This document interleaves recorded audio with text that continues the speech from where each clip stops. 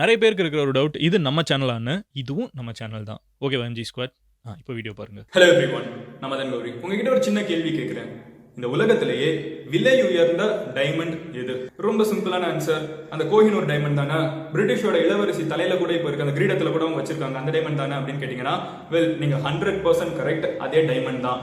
ஆனா உங்ககிட்ட இன்னொரு கேள்வி கேட்கிறேன். இந்த உலகத்திலேயே அதிகமா சபிக்கப்பட்ட டைமண்ட் எது? the cursed டைமண்ட் எது அப்படின்னு கேட்டேன்னா உங்களால பதில் சொல்ல முடியுமா? அந்த cursed டைமண்டும், உலகத்திலே அதிகமா சபிக்கப்பட்ட டைமண்டும் அதே கோஹினூர் டைமண்ட் தான். இன்னைக்கு பிரிட்டிஷோட இளவரசி தலையில இருக்கிற, பிரிட்டிஷ் ராணியோட தலையில இருக்கிற அந்த டைமண்ட், கிரீடத்துல இருக்கிற அந்த டைமண்ட் தான் வந்து உலகத்திலே விலை உயர்ந்த டைமண்ட், உலகத்திலே அதிகமா சபிக்கப்பட்ட டைமண்டும் அதுதான். இது இன்னைக்கு நேர்த்திக்கு விட்ட சாபம் இல்ல. 700 வருஷத்துக்கு முன்னாடி காக்கட்டியா அப்படிங்கிற ஒரு டைனாஸ்டி இந்த இதை வந்து கண்டுபிடிச்சாங்க ஆந்திரால.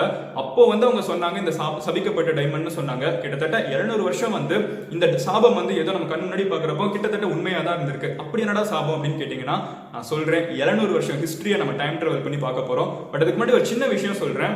இதை நிறைய மன்னர்கள் ஓன் பண்ணியிருக்காங்க. நம்மளுக்கு தெரிஞ்ச மிகப்பெரிய மன்னர்கள் நிறைய பேர் இதுக்கு ஓன் பண்ணியிருக்காங்க. சாம்ராஜ்யங்கள் பிறந்திருக்கு இந்த டைமண்ட்னால, சாம்ராஜ்யங்கள் அழிஞ்சிருக்கு இந்த டைமண்ட்னால. அதுல ஒரு பர்டிகுலர் மன்னர் பாபர் வந்து இந்த டைமண்டை எப்படி சொல்றாருன்னா, இதை பார்த்த உடனே அவர் சொல்றது, இந்த உலகத்துல கோடிக்கணக்கான மக்கள் இருக்காங்க, கரெக்டா? அத்தனை பேருக்கும் வயிறு நிறைய சாப்பாடு படணும்னா எவ்வளவு செலவாகும்? அதாவது ஒரு நாள் வந்து இந்த உலகத்துல இருக்கிற அத்தனை மக்களுக்கும் வந்து வயிறு நிறைய சாப்பாடு போடுறதுக்கு எவ்வளவு காசு ஆகும்? அவ்வளோ வேல்யூ வந்து சேர்த்தா கூட இந்த டைமண்டோட வேல்யூக்கு வந்து ஈடு கொடுக்க முடியாது அப்படின்னு வந்து பாபர் டிஸ்கிரைப் பண்றாரு. அவ்வளவு அழகு நிறைஞ்ச இந்த டைமண்டை பத்தி தான் இன்னைக்கு நம்ம பார்க்க போறோம். சோ நம்ம ஸ்டோரியோட ஸ்டார்டிங் எங்க இருக்க போகுது அப்படின்னு பாத்தீங்கன்னா, காக்கட்டியா அப்படிங்கிற ஒரு இடத்துக்கு நம்ம போக போறோம். இந்த காக்கட்டியா எங்க இருக்குன்னு பாத்தீங்கன்னா, இது வந்து ஒரு டைனாஸ்டி. இந்த காக்கட்டியா அப்படிங்கிறது எப்படி சேரர்கள், சோழர்கள், பாண்டியர் இருக்காங்களோ அந்த மாதிரி ஆந்திரால 700 வருஷத்துக்கு முன்னாடி ரூல் பண்ணிட்டு இருந்த ஒரு டைனாஸ்டி. அவங்க வந்து கோல்கொண்டா அப்படிங்கிற இடத்துக்கிட்ட வந்து மைனிங் பண்ணிட்டு இருக்கிறப்போ இந்த டைமண்டை கண்டெடுக்கிறாங்க, இந்த வைரத்தை கண்டெடுக்கிறாங்க. இதை பார்த்த உடனே எல்லாரும் மிரண்டு போறதுக்கு காரணம் என்னன்னு பாத்தீங்கன்னா, அன்னைக்கு இருந்த காலகட்டத்துக்கு உலகத்திலே மிகப்பெரிய டைமண்ட் இது அப்படின்னு சொல்றாங்க. ஏன்னா அதோட சைஸ் வந்து 700 கேரட்டா இருந்திருக்கு, கிட்டத்தட்ட 700 கேரட் இருக்கு. இன்னைக்கு வந்து அதனால 100 கேரட் தான் இருக்கு. பிரிட்டிஷ் தலையில இருக்கிறப்போ வந்து 100 கேரட் தான் இருக்கு. ஏன்னா நடுவில் இருக்கிற மன்னர்கள் நிறைய பேர் இதை வெட்டிட்டாங்க. அதை எடுத்தப்போ இவ்வளவு பெரிய டைமண்டா அப்படின்னு பார்த்து எல்லாருமே வாயை பொழந்தாங்க. அதோட அழகு வந்து அவ்வளவு இருந்துச்சு, அவ்வளவு வெள்ளையா இருந்துச்சு. அப்படியே லைட் பட்டா வந்து மொத்த ரூமுமே வந்து இல்லுமினேட் ஆயிடுமா. என்ன பண்றது அப்படின்னு கேட்டு மன்னர்கள் இதை கண்டெடுத்த உடனே அவங்க ஊர்ல இருக்கிற மிகப்பெரிய அந்த மந்திரிகள் இருப்பாங்க, அஸ்ட்ராலஜர்ஸ் இருப்பாங்க, எல்லாத்தையுமே கூப்பிட்டு கேட்டிருக்காங்க, இது என்ன பண்றது அப்படின்னு கேட்டிருக்காங்க. அவங்க வந்து இந்த டைமண்ட் அனலைஸ் பண்ணிட்டு சொன்னது, ஐயோ சாமி, இதை வச்சு எதுவும் பண்ணிடாதீங்க, இது ரொம்ப சபிக்கப்பட்ட ஒரு டைமண்ட். இந்த டைமண்டை ஓன் பண்றது சாதாரண மனுஷனால முடியாது, இது வந்து கடவுள் கிட்ட கொடுத்துருங்க, இது பெட்டர் அப்படின்னு சொல்றாங்க. அப்போ அவங்க கேட்கறாங்க, எனக்கு புரியல, இந்த சாபம் என்னங்கறத எக்ஸ்பிளைன் பண்ணுங்க. இது வந்து நம்பிக்கை. சோ அவங்க கேட்கறாங்க, என்ன சாபம் அப்படிங்கறத எக்ஸ்பிளைன் பண்ணுங்கிறப்ப அவங்க சொல்றாங்க, இதை ஓன் பண்ற மனுஷன், இதை எந்த மனுஷன் வந்து எடுத்துக்கிறானோ அவன் வாழ்க்கையில ரொம்ப நல்லா வாழ்வான். ஆனா அவனோட முடிவு அப்படிங்கிறது வந்து நல்லாவே இருக்காது அப்படிங்கறது மட்டும் சொல்றாரு. அவனோட முடிவு வந்து கடைசியில ரொம்பவே கஷ்டப்பட்டு நொந்து செத்து போவான் அப்படிங்கறத சொல்றாரு. என்னதான் நல்லா வாழ்ந்தாலும் இதை ஓன் பண்ற நல்லா வாழ்வான், ஆனா முடிவு வந்து ரொம்பவே கஷ்டமா இருக்கும். இப்படி இருக்கிற ஒரு டைமண்டை வந்து அவனை கொள்ளையடிச்சிட்டு போயிட்டான்னு வச்சுக்கோங்களேன், திருடிட்டு போயிட்டானா அவன் வாழவும் நல்லா மாட்டான், சாகவும் நல்லா மாட்டான், சீக்கிரமாவே செத்தும் போயிடுவான், அவனுக்கு இருக்கிற எல்லா விஷயமும் அழிஞ்சும் போயிடும், அவன் சாம்ராஜ்யமே அழிஞ்சு போயிடும் அப்படிங்கிற ஒரு சாபம் இது மேல இருக்குன்னு சொல்றாங்க. இதை கேட்ட உடனே காக்கட்டிய மன்னர்கள் இருந்துகிட்டு, நம்ம மேல எந்த பிரச்சனையும் வந்துடக்கூடாது அப்படிங்கிறதுக்காக இது என்ன பண்றது சாமி அப்படின்னு கேட்கிறப்ப, இது ஒரு கடவுள் கிட்ட கொடுத்துருங்க, இது எந்த மனுஷனும் ஓன் பண்ண முடியாது, பேசாம கடவுள் கிட்ட கொடுத்துருங்க அப்படின்னு சொல்றாங்க. சரி, கடவுள் கிட்ட கொடுக்கலாம்னு சொல்லிட்டு காக்கட்டியால இருக்கிற ஒரு கோவில்ல இருக்கிற மூலவருக்கு வந்து இந்த டைமண்டை போய் வந்து அர்ப்பணிச்சிடுறாங்க. அவங்க கிட்டே இருக்குது, ஏன்னா மனுஷங்க என்ன ஓன் பண்ணக்கூடாது, கடவுள் கிட்ட இருக்கணும்னு சொல்லி வச்சிடுறாங்க. இது நடந்து முடிஞ்ச கொஞ்சம் வருஷத்துல என்ன ஆகுதுன்னு பாத்தீங்கன்னா, இப்ப பத்மாவதி அப்படிங்கிற ஒரு படம் வந்துச்சு, அது நம்ம எல்லாத்துக்குமே தெரியும். அலாவுதீன் கில்ஜி அப்படிங்கிற ஒரு மன்னன் வந்து நம்ம நாட்டுக்குள்ள நுழைஞ்சான். அப்படி ஒரு மன்னன் நுழைஞ்சப்ப என்ன பண்ணாருன்னு பாத்தீங்கன்னா, இந்தியா ஃபுல்லா இருக்கிற கோவில்களை வந்து ரைட் பண்ண ஆரம்பிச்சாங்க. இருக்கிற கோவில்கள்ல இருக்கிற வெல்த் எல்லாத்தையும், பிளண்டர்ஸ் எல்லாத்தையும் எடுத்துட்டு போயிடுவாங்க. அதாவது வந்து இப்போ மதுரை மீனாட்சி அம்மன் கோயில் வரைக்கும் கொள்ளையடிச்சிட்டு போயிருக்காங்க. அவங்களும் அவங்களோட ஜெனரலும் மாலிக் கஃபூர் அப்படின்னு சொல்லுவாங்க. இவங்க ரெண்டு பேர் எந்தெந்த நாட்டுக்கு போறாங்களோ, அந்த ஏதாவது இந்தியால, எஸ்பெஷலி சவுத் இந்தியால வந்து கோவில்கள் வந்து ரொம்பவே செல்வ செழிப்போட இருக்குன்னு தெரிஞ்சவங்க இங்க வந்து ரைட் பண்ணுவாங்க. அந்த கோவில்ல இருக்கிற வைரங்களையும், வைடூரியங்களையும், தங்கங்களையும் வந்து எடுத்துட்டு போயிடுவாங்க. அப்படி இந்த காக்கட்டியாவோட டைனாஸ்டிக்குள்ள வரப்போ அலாவுதீன் கில்ஜியும் மாலிக் கஃபூர் அப்படிங்கிற ரெண்டு பேர் வந்து இந்த டைமண்டை வந்து இங்க இருந்து கொள்ளையடிச்சிட்டு மறுபடியும் கிளம்பி டெல்லி கிட்ட போயிட்டாங்க. அவங்க போறப்ப என்னாச்சுன்னு பாத்தீங்கன்னா, இதுதான் அந்த சாபம். இது சாபமா யதார்த்தமா நடந்துச்சான்னு தெரியல. பட் அலாவுதீன் கில்ஜி இதை கொண்டு போனதுக்கு அப்புறம், அலாவுதீன் கில்ஜி இந்த இந்தியாலேயே வந்து மிகப்பெரிய கில்ஜி மன்னன் யாருன்னு கேட்டா இது அலாவுதீன் கில்ஜி சொல்ல. அவ்வளவு சக்சஸ்ஃபுல்லான ஒரு கிங். ஆனா அந்த டைமண்டை எடுத்ததுக்கு அப்புறம் அலாவுதீன் கில்ஜி வந்து கொஞ்சம் கொஞ்சமா புத்தி சுவாதீனம் இழந்து, கொஞ்சம் கொஞ்சமா பைத்தியம் பிடிக்கிற மாதிரி ஆகி, சுத்தி இருக்கிறவங்க எல்லாத்தையுமே நம்பாம, இருக்கிற கூடவே ரொம்ப பர்சனலா இருக்கிற ஃப்ரெண்ட்ஸே வந்து சந்தேகப்பட்டு எல்லாருமே கூட இருக்கவங்க எல்லாம் சாகடிச்சிட்டு இருந்த இந்த மன்னனை வந்து கூட இருக்கவங்களே சேர்ந்து சாகடிச்சாங்க. பைத்தியம் பிடிச்ச மன்னன், இதுக்கு மேல இவனை வச்சுட்டு எதுவும் பண்ண முடியாதுங்கிறதுக்காக கூட இருந்த மந்திரிகளே வந்து மன்னனை கொன்னுட்டாங்க அப்படிங்கிற ஒரு தியரி இருக்கு. ஆனா இன்னொரு தியரி என்ன இருக்குன்னு பாத்தீங்கன்னா, அலாவுதீன் கில்ஜியோட காலகட்டத்தில் வந்து கடைசியில் ரொம்ப சோகமா இருந்து நோய்வாய்ப்பட்டு இறந்து போயிட்டார் அப்படின்னு சொல்றாங்க. ரெண்டுல எந்த கதை உண்மையா இருந்தாலும் அலாவுதீன் கில்ஜியோட முடிவு வந்து சாதாரணமா இருந்தது கிடையாது. இதுக்கப்புறம் பாபர் கிட்ட போகுது, பாபருக்கு அப்புறம் ஷாஜஹான் கிட்ட போகுது, ஷாஜஹானுக்கு அடுத்த அவுரங்கசீப் கிட்ட போகுது. இந்த கதையெல்லாம் நம்மளுக்கு தெரியும். பை டிஃபால்ட் என்னாச்சுன்னு பாத்தீங்கன்னா, ஷாஜஹான் வந்து அவங்க பையனே இருந்துகிட்டு வந்து ஜெயில தூக்கி போட்டுட்டான். அடுத்து வந்து ஜெயில போட்டு இருந்துகிட்டு நீ வந்து எதுவுமே பண்ணக்கூடாது, உன் பொண்டாட்டிக்கு கட்டின மும்தாஜ் அந்த தாஜ்மஹாலை கூட நீ பார்க்க கூடாதுன்னு சொன்னாங்க. அப்படி இருக்கிறப்போ அங்க ஷாஜஹான் வந்து ஒரே ஒரு ரெக்வஸ்ட் மட்டும் வச்சாரு, எனக்கு அந்த டைமண்ட் மட்டும் கொடுத்துருப்பேன். அந்த கோஹினூர் அவ்வளவு அழகான அந்த டைமண்ட்ல வந்து நான் இந்த தாஜ்மஹலோட ரிஃப்ளெக்ஷனை பார்க்கணும்னு ஆசைப்படுறேன்னு அவருக்கு ஒரு சின்ன ரூம் கொடுத்துட்டு தாஜ்மஹலுக்கு முன்னாடி இந்த டைமண்ட் வந்து முன்னாடி பிளேஸ் பண்ணானா. ஷாஜஹான் தன்னோட கடைசி வாழ்நாள் காலங்கள்ல இது மேல இருக்கிற இந்த டைமண்ட் மேல இருக்கிற மோகம், அந்த மோகத்துல அதை பார்த்துக்கிட்டே தாஜ்மஹலோட ரிஃப்ளெக்ஷன் வந்து டைமண்ட்ல பார்த்துக்கிட்டே அவரோட கடைசி காலத்தை கழிச்சு இறந்தும் போனாரு. இதுக்கப்புறம் இந்த டைமண்ட் வந்து பெர்ஷியால இருக்கிற ஒரு மன்னன் கிட்ட கை மாறுது. எல்லாமே மாத்தி மாத்தி அடிச்சுக்கிறாங்க. இந்த டைமண்ட் வந்து அவ்வளவு விலை உயர்ந்த டைமண்ட் அப்படின்னு தெரிஞ்சவன மாத்தி மாத்தி அடிச்சுக்கிறாங்க. இதை பார்த்ததுக்கு அப்புறம் அது மேல இருக்கிற மோகம்னாலே எல்லாருமே மோதிக்கிறாங்க. பெர்ஷியாக்கு இந்த டைமண்ட் போகுது. அப்ப அந்த பெர்ஷிய மன்னனோட மனைவி வந்து இதை பார்த்த உடனே சொல்றாங்க, என்கிட்ட ஒரு பலசாலியை கொடுத்து அந்த பலசாலி கிட்ட வந்து நான் 5 கற்களை கொடுக்குறேன். ஒரு கல்லு வந்து நார்த்ல அவன் தூக்கி போட்டு அப்படின்னு எல்லா சைடும் வந்து தூக்கி போடுறான். அவன் அப்படி தூக்கி போட்டதுக்கு அப்புறம் நடுவுல இருக்கிற டிஸ்டன்ஸ் வந்து இன்னொரு கல்லை வந்து தூக்கி மேல போடுறான். 5 கல்லு 5 டைரக்ஷன்ல போட்டுறான்.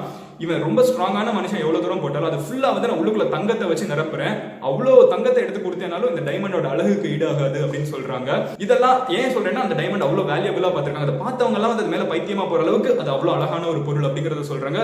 மோகம் அப்படியே அட்ராக்ட் பண்ணிடும் அப்படின்னு சொல்றாங்க. அந்த அளவுக்கு எழுதி வச்சிருக்காங்க. ஃபைனலி இந்த டைமண்ட் வந்து ஒரு கிங், இந்தியன் கிங், ஒரு சிக் கிங் கிட்ட போய் கையெழுத்த முடியுது. பர்ஷியாவுக்கு வருது, அப்புறம் ஆப்கானிஸ்தான் போகுது. ஃபைனலி வந்து ஒரு சிக் கிங் கிட்ட பஞ்சாப்ல போய் நிக்குது. அந்த பஞ்சாப்ல இருக்கிற கிங் வந்து ஒரு போர்ல பிரிட்டிஷ் கிட்ட தோத்து போயிடுறாங்க. ஈஸ்ட் இந்தியா கம்பெனி இந்தியாவுக்குள்ள வரப்போ ரொம்ப நாள் ரூல் பண்ணிட்டு இருந்த கிங் வந்து கடைசி காலகட்டத்தில், அதாவது அரௌண்ட் 1850s 1860ஸ்ல வந்து இந்த இடத்துல வந்து தோத்து போயிடுறாங்க. சோ இந்த காலகட்டங்கள் அந்த மிட் 19th செஞ்சுரி அப்படின்னு சொல்றப்ப வந்து அவங்க தோத்து போயிடுறாங்க பிரிட்டிஷ் கிட்ட. சோ பிரிட்டிஷ் கிட்ட வந்து இந்த டைமண்ட பத்தின பேச்சு வந்து பிரிட்டிஷ் வரைக்கும் கேள்விப்பட்டிருக்கேன். ஏன்னா உலகம் ஃபுல்லா இந்த ஒரு மோகம் நிறைஞ்ச ஒரு பொருள் இருக்குன்னு தெரிய வருது. உடனே அங்க இருக்கிறவங்க வந்து பிரிட்டிஷ் இளவரசி இருந்துகிட்டு இதை கொண்டு வாங்க அப்படிங்கறது சொல்றாங்க. ஆனா அதை கொண்டு போகிறதுக்கு எவனுக்குமே வந்து தைரியம் கிடையாது. இவ்வளவு சபிக்கப்பட்ட ஒரு இதுன்னு சொல்றாங்க. அதே இடத்துல அழகாவும் இருக்கு. பிரிட்டிஷ் விக்டோரியன் குயின் இருந்துகிட்டு கண்டிப்பா நீங்க கொண்டு வரணும் அப்படின்னு சொல்றாங்க. சரின்னு கட்டளைக்கு ஏற்று பயந்து போய் நிறைய பேர் வந்து இந்த டைமண்ட் வந்து கொண்டு போறதுக்கு ஒருத்தவங்க அசைன் பண்றாங்க.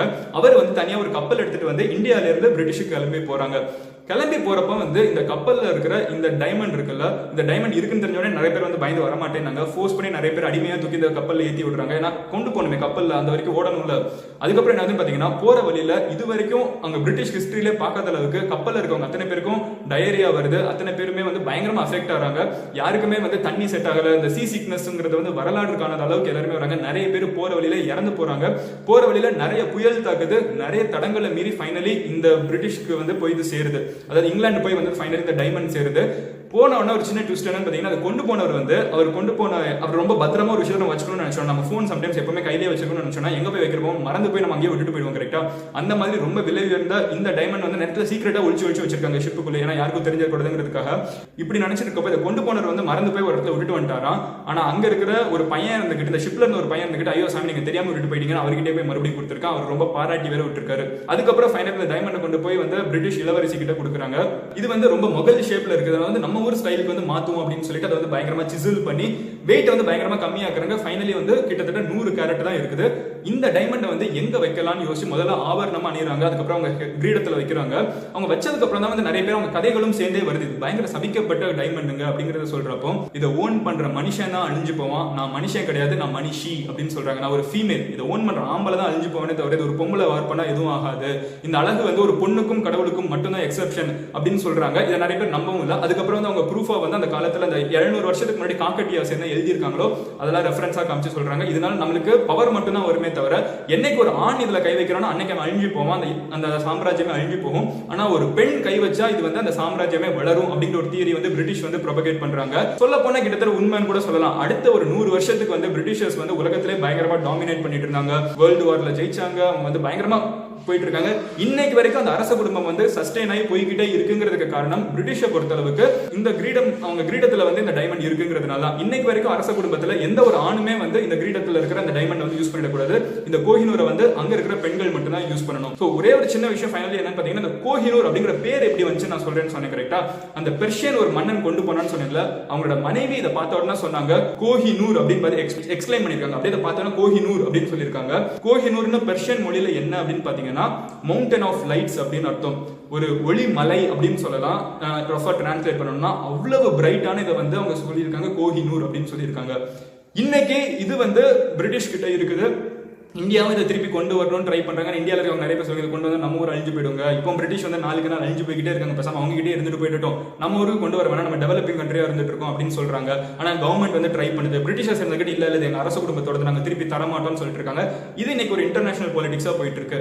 ஆனால் இந்த கதையை சொல்லி முடிக்கிறப்ப நான் உங்ககிட்ட கேட்கணும்னு நினைக்கிற ஒரு கேள்வி, உங்ககிட்ட இந்த டைமண்டை கொடுத்து நீங்க வச்சுப்பீங்களா அப்படின்னு கேட்டா, நீங்க இந்த கதைகள் எல்லாம் நம்பிட்டு ஒருவேளை அழிவு வந்துருமோன்னு நினைச்சு தொடாம போயிடுவீங்களா, இல்ல எடுத்து உங்களோட நெக்லையோ இல்ல உங்களோட கையிலயோ இல்ல ஒரு கிரீடமாவோ மாட்டிப்பீங்களா?